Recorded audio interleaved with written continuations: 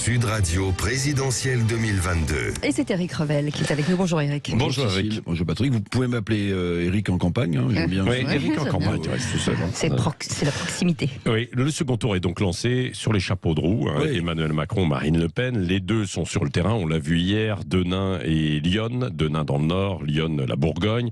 Et Emmanuel Macron qui envoie quelques signaux, alors un peu partout et notamment à droite aussi. Oui, il envoie des signaux à droite. Alors bon, si j'étais ironique, mais je le suis jamais, vous savez bien, je dirais que Emmanuel Macron prend enfin au sérieux cette campagne présidentielle, en tout cas ce second tour. Le président candidat, oui, sur les terres de Marine Le Pen. Bon, il donne quelques gages sur sa droite. Vous vous souvenez peut-être de cette petite phrase, hein, comme je veux résolument me battre contre le séparatisme islamiste, hein, ça c'est du Macron dans le texte. Bon, mais en réalité à droite pas grand-chose à glaner en termes de voix pour ce second tour. Bon, en revanche, évidemment, il lorgne sur le pactole électoral de Jean-Luc Mélenchon.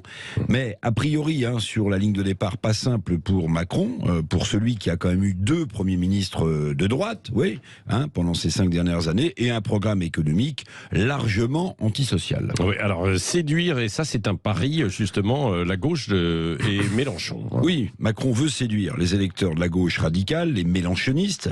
Il avait déjà ébauché sa tentative de séduction avec sa petite phrase au meeting de la Défense Arena. Hein. Je suis sûr que personne ne l'a oublié, qu'on y a cru. Macron avait dit « Nos vies valent plus que leurs profits ». C'était du poutou dans le texte et il commençait déjà à vouloir séduire l'électorat de gauche. Mais hier à Denain, dans le Nord, il a franchi, à mon sens, un pas supplémentaire. Il a affirmé, vous l'avez noté, hein, une évolution sur la réforme des retraites qu'il promettait à 65 ans s'il était réélu.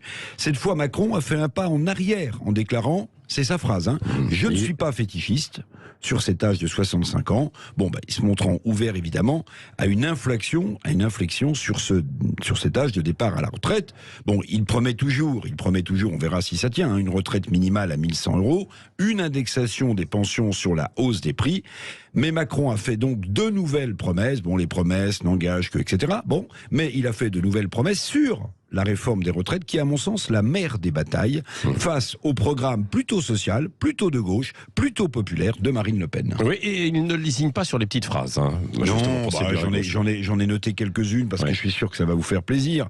Macron donne des gages, oui, pour séduire l'électorat de Mélenchon, on l'a dit. Alors, les promesses, les petites phrases fusent, bon, j'en ai sélectionné quelques-unes, hein. C'est un petit florilège pour vous montrer que Emmanuel Macron est résolument, pour ce second tour en tout cas, de gauche. Je veux porter un projet de progrès pour les travailleurs et les précaires. Macron, il veut représenter tous ceux qui sont en colère face aux inégalités qui perdurent et au désordre écologique. C'est beau comme de l'antique, fermez le banc. Alors chez les Verts, hein, on est quand même dubitatif. Sandrine Rousseau, vous vous souvenez là, la mouche du coche de Yannick Jadot, elle donne de la voix, elle a répondu à Macron. Il va falloir aller chercher les électeurs de gauche un par un, car sinon vous ne passerez pas.